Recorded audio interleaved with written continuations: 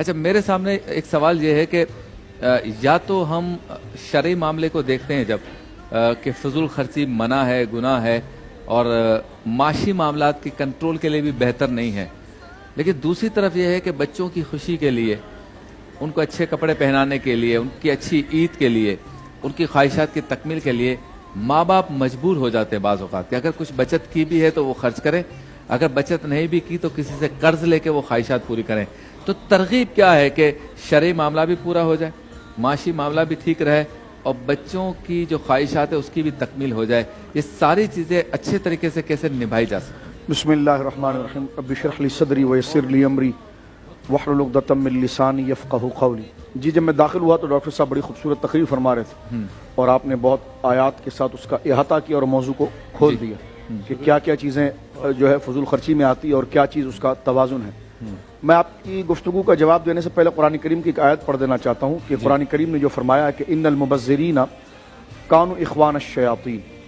کہ مبذرین جو ہے وہ شیاطین کے بھائی ہیں، شیطان کے بھائی ہیں۔ اور شیطان کون ہے؟ وَكَانَ الشَّيْطَانُ لِرَبِّهِ كَفُورًا، اور شیطان جو ہے اپنے رب کا ناشکرا ہے۔ تو اب یہاں سے دیکھیے کہ مبذرین، بذر کہتے ہیں عربی زبان میں بیج کو، یعنی بیج کو پھینکنا۔ تو مراد اس سے یہ ہے کہ مال کو وہ ضائع کرتا ہے، یعنی کس چیز میں ضائع کرتا ہے؟ گناہ کے کاموں میں ضائع کرتا ہے، کہ جس میں اللہ رب العالمین جل وعلا نے جس کی اطاعت، اللہ کی اطاعت میں خرچ نہیں کرتا۔ اب اللہ کی اطاعت کیا ہے؟ ایک تو اللہ کی اطاعت یہ ہے کہ براہ راست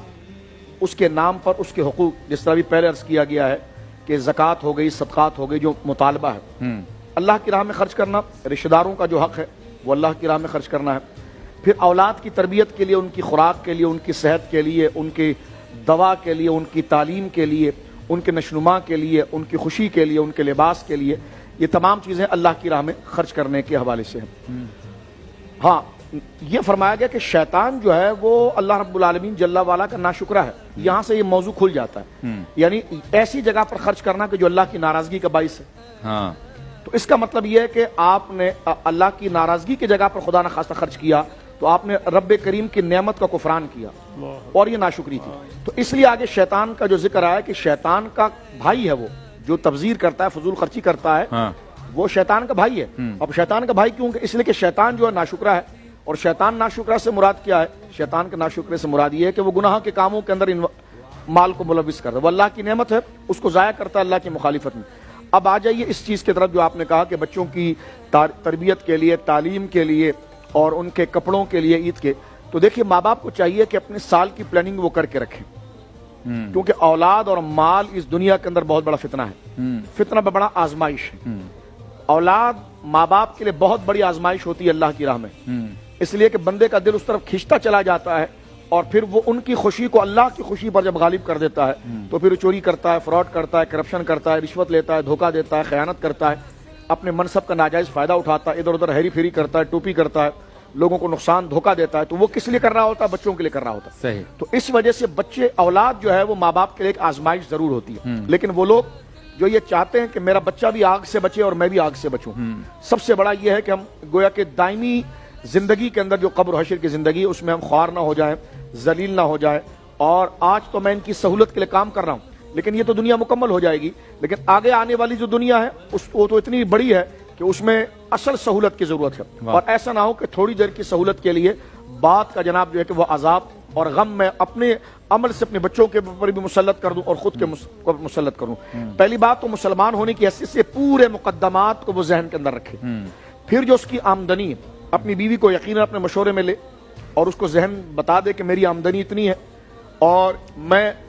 نوکری کرنے کے، محنت کرنے کے باوجود بھی حالات ایسے کہ زیادہ یہ کر سکتا ہوں، نہیں کر سکتا، تو لہذا اپنی بیوی کو اعتماد میں لے۔ جب بیوی کو اعتماد ملے گا تو یقیناً بچے خود بخود اعتماد میں آ جائیں گے، اور بیوی کو اعتماد میں لے کر کہ ہم یہ کریں گے، مقدمات ترتیب دیں گے، یہ فلاں وقت میں یہ کھائیں گے، فلاں وقت میں یہ پہنیں گے، اس کو تھوڑا بچا کر رکھتے ہیں، اور عید جب قریب آ جائے گی تو اس وقت ہم بچوں کے لیے گویا کہ یہ اہتمام کر لیں گے۔ آپ نے قرض کی بات کی، ہاں قرض اگر ایسا لے رہا ہے کہ وہ اپنا پوری پلاننگ کر لیتا ہے کہ میں احسن طریقے سے قسط وار اس کو لوٹا لوں گا، اور بچوں پر خرچ کرنا یہ جو ہے وہ اسراف نہیں، لیکن ایسا چیز کہ بندہ اس میں خود پھنس جائے